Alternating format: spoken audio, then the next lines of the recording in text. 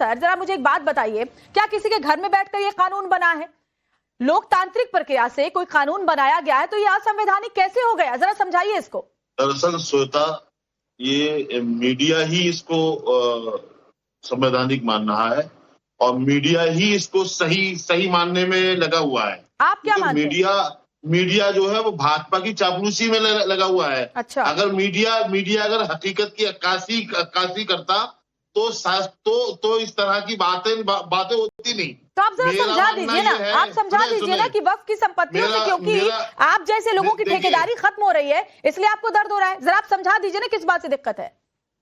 ठेकेदारी हमारी नहीं खत्म हो रही, हमारी ठेकेदारी रहेगी, थी और है और रहेगी। अच्छा। आप अपने अपने बारे में इसी भ्रम में आप रहिए और इसी तरीके से आपकी ठेकेदारी खत्म करने वाले तमाम कानून पहले भी आए और आते रहेंगे। आप जो देश के मुसलमानों को टारगेट करती है बैठ करके, अच्छा, ये आपकी नौकरी रहेगी या नहीं रहेगी, इसके बारे में सोचिए। मैं तो सोच लूंगी और मैं अपना काम बखूबी कर रही हूँ। आप मुझे इतना समझाइए कि आपको दिक्कत किस बात से? सीधा सा सवाल है, असंवैधानिक कैसे ये कानून? आप अगर व्यक्तिगत हमला करेंगी तो हमें भी आता है बोलना, समझिए इस बात को। हाँ बिल्कुल समझ रही हूँ। आप मुझे बताइए कानून असंवैधानिक कैसे है? अभी सीधा सा सवाल है, व्यक्तिगत क्या है? अरे सुने मेरी बात, सुने। अभी शाहीन जी बोल रहे थे कि ये मुसलमानों ने बहुत सारी आपत्तियां कर रखी है। ठीक है, मैं शाहीन जी से कहूंगा, मुसलमानों के मसाइल है, मुसलमानों की संपत्ति है, तो मुसलमानों ने आपत्तियां कर रखी है। मुसलमानों के आपसी डिस्प्यूट हो सकते हैं। सुप्रीम कोर्ट और हाई कोर्ट और दूसरे बहुत सारे कोर्ट है जहां पर बहुत सारे मामले लंबित पड़े हुए, पता नहीं आपको?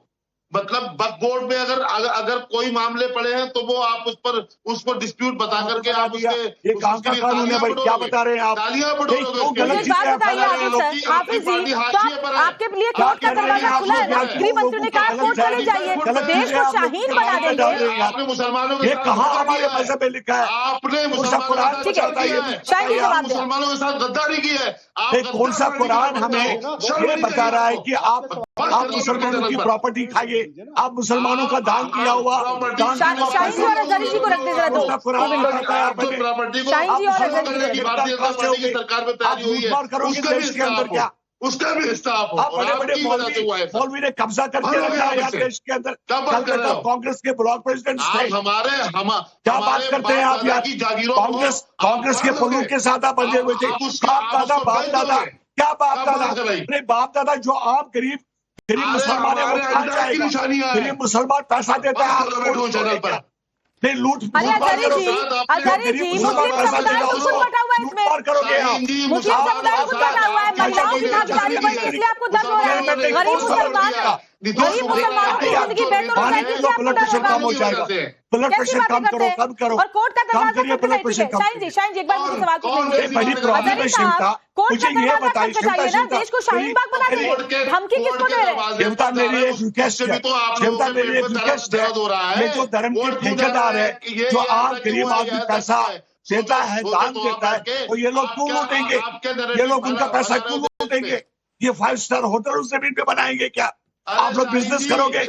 गरीब के पैसों, गरीब मुसलमान के पैसों का बिजनेस करोगे आप? उसको बचाने के लिए लिखा हुआ है। अरे अजहरी साहब, देश के मुसलमान लड्डू बांट रहे थे जब राज्यसभा से बिल पास हुआ, लोकसभा से बिल पास हुआ, जश्न मना रहे थे, वो तस्वीरें भी हमने आपको दिखाई, इसीलिए आपको डर इस बात का। आप झूठ बोलना बंद करिए, आप देश के मुसलमानों को गुमराह मत करिए। मतलब देश में लोकतांत्रिक प्रक्रिया से कानून बनेगा तो आप नहीं मानेंगे? क्या मानेंगे फिर? कभी बाप अल्लाह नहीं करेगा आपको। याद रखिए मेरी बात। जब सुप्रीम कोर्ट जा रहे हैं, जब हम God will punish the people, याद रखिए। आपने बिल्कुल जाइए, लेकिन देश को शाहीन बाग बना देंगे, देश पर विरोध प्रदर्शन करेंगे, देश को जलाएंगे, ये कैसी भाषा है? नहीं, ये बिल्कुल गलत है। ये उग्रवादियों की भाषा है, ये कांग्रेस की भाषा है, ये आरजेडी की भाषा है, ये पाकिस्तान की भाषा है। देश में नहीं चलेगा। विजय राठी साहब, ठीक है, विजय राठी साहब, विजय राठी साहब, आपसे मैं समझना चाहूंगी, मुस्लिम तो खुद ही आपस में बटा हुआ है इसको लेकर।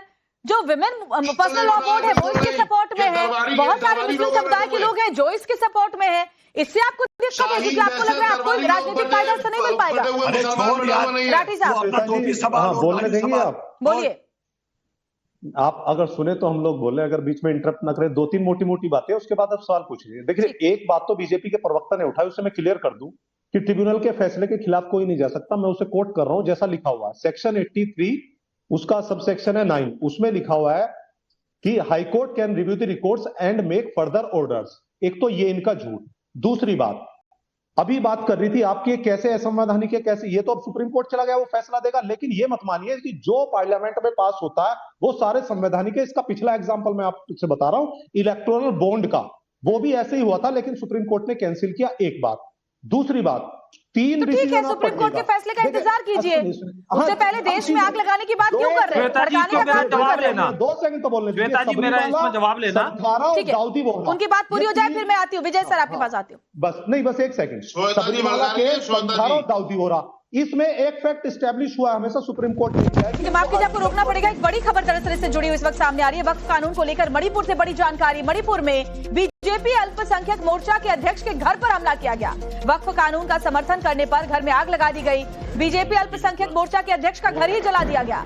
वक्फ कानून का समर्थन करने पर घर को जला दिया गया है, ये बड़ी खबर सामने आ रही है। और हाफिज नूर अहमद अजहरी जी यही चाहते हैं आप, है ना? इसी तरह से आग लगाना चाहते हैं लोगों के घरों में, और इसीलिए ऐसी बातें कर रहे हैं। अरे भाई चुपचाप कोर्ट जा रहे हैं, जाइए, कोर्ट के फैसले का इंतजार कीजिए। ऐसी तस्वीरें देखकर सुकून मिलता है आपको।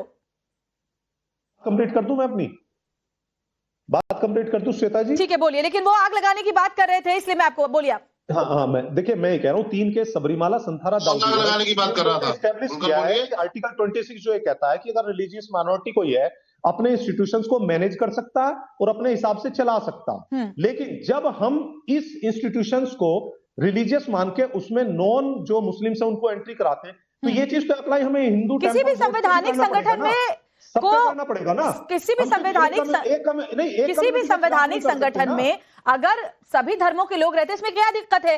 देखिए, ये बहुत क्या बदलाव हुआ है, क्या इससे फायदा होगा, उस पर हम बहुत डिस्कशन कर चुके हैं। फिर ये हमें अमरनाथ श्राइन बोर्ड या कर्नाटक में है या तिरुमाला तिरुपति देवस्थानम सब में कर, लेकिन चंद्रबाबू नायडू ने खुद कहा था कि जो हिंदू के रिलीजियस सेंटर है उसमें गैर हिंदू का क्या? मैं एक आप ही की, ठीक है, आपकी बात आप पूरी कीजिएगा। जो अगली बड़ी खबर है वो दरअसल आपके लिए ही है, जरा सुनिए। मुजफ्फरनगर से बड़ी खबर ये सामने आ रही है। समाजवादी पार्टी को बड़ा झटका लग रहा है। सैकड़ों मुस्लिम एसपी कार्यकर्ताओं ने इस्तीफा दे दिया है। वक्फ बिल के समर्थन में एसपी से इस्तीफा दे दिया है। एसपी से इस्तीफा देकर राष्ट्रीय लोक दल में वो शामिल हो गए हैं। लौटती हूं मैं आपके पास, पहले सुनिए क्या कह रही है।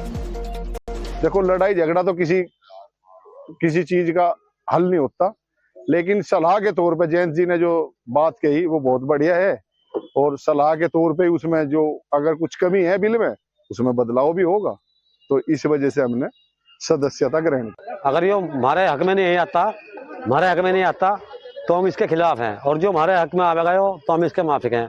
और रहा मसला है हमारे क्षेत्र में, जिला मुजफ्फरनगर में कभी 2013 में हो गई थी हवाबाती, कोई टाइम था वक्त था। कोई हिंदू मुसलमान का कोई झगड़ा नहीं, कुछ नहीं, प्यार मोहब्बत है हमारे यहाँ से। विजय राठी जी, मुझे लगता है अभी सबसे पहले तो आपके लिए जरूरी है कि आप अपनी पार्टी बचाएं। देखिए, आपके ही जो मुस्लिम कार्यकर्ता हैं वो पार्टी छोड़कर जा रहे हैं वक्फ के समर्थन में।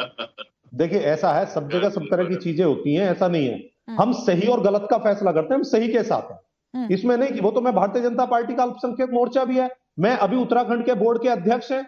वो इतनी चिकनी चुपड़ी बातें कर रहे थे भारतीय जनता पार्टी की, लेकिन चूंकि वो उनके रहमो करम पे बने अगर कोई वक्फ बोर्ड के समर्थन में बोले तो वो चिकनी चुपड़ी बातें कर रहा है, क्या बात करते हैं? मतलब आपको हक है कि आप विरोध कर ले, किसी को हक नहीं है कि वो समर्थन करे। विजय जी बहुत देर से इंतजार कर रहे हैं, आपकी बात हो गई सर, बहुत वक्त मिला आपको। विजय शर्मा जी बोले।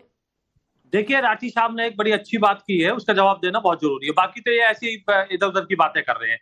इन्होंने सेक्शन 83 की बात की है। राठी साहब, आप भी अच्छे से जानते हो, मुझे लगता है कि आप जमीन से जुड़े हुए हो। जब भी कोई मामला जमीन से जुड़ा हुआ होता है, और वो भी खासकर ऑनरशिप से होता है, तो वो सिविल न्यायालय में जाता है।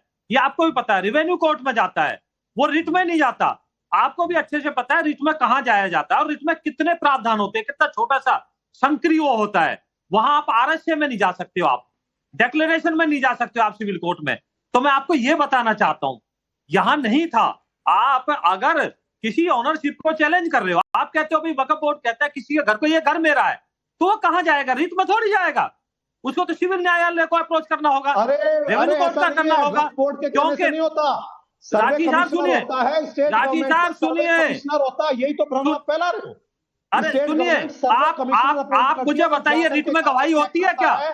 राठी साहब सुनिए, मैं आपके बीच में नहीं बोला था, मैं आपके बीच में नहीं बोला था। एक आपने अच्छी बात कही, मैं दर्शकों को बताना चाहता हूँ आपके माध्यम से। आप मुझे बताइए, ऑनरशिप की गवाही होती है रिट में? रिट में प्राविधान है क्या पीडब्ल्यूज का? आप मुझे बताइए, प्लेंटिव एविडेंस का कहीं प्रावधान है? डिफेंडेंट का है, डीडब्ल्यूज का है कहीं पे, रिबिटल का है कहीं पे? तो आप मुझे बताइए रिट में है क्या? ऑनरशिप का फैसला कौन करेगा? सिविल कोर्ट ना। दोनों के कागज जांचेगी तभी करेगा ना, वो था ही नहीं। ऐसे नहीं, वही तो मैं बता रहा था आपको। आपने जो 83 का बोला है वो तो ट्रिब्यूनल के फैसले के खिलाफ रिट में। भाई उन्होंने जो कह दिया सही, खाता ना वही, जो कुछ लोगों ने कह दिया वही सही। तो राठी साहब आप अपने आप को करेक्ट कीजिए, आप उसको करेक्ट कीजिए। आप तुलना किससे कर रहे हो? आप इनकम टैक्स ट्रिब्यूनल से कर रहे हो, क्योंकि वहां ऑनरशिप से लेके कोई भी मामला नहीं होता। तो इसलिए मैं बताना चाहता हूँ आपको। ठीक है हाफिज जी, मैं आपके पास आती हूँ। किसके पास होता है? दूसरा मैं बता दूं, सड़क, ठीक है विजय जी आऊंगी आपके पास, राठी जी आपके पास भी आऊंगी। हाफिज जी भी कुछ बोलना चाह रहे हैं बहुत देर से। सड़क पर हम उतरेंगे 11 तारीख से। All India Muslim personal law board पूरे देश में देशव्यापी आंदोलन करने की धमकी दे रहा है। कोलकाता से जब हमने तस्वीरें दिखाई थी, वहां पर लोग कह रहे थे कि हम तो पूरे देश में आग लगा देंगे। इस तरह की बातें की जा रही है। इरादा क्या है? मतलब आप देश में माहौल खराब करने वालों के समर्थन में हैं? आप ऐसा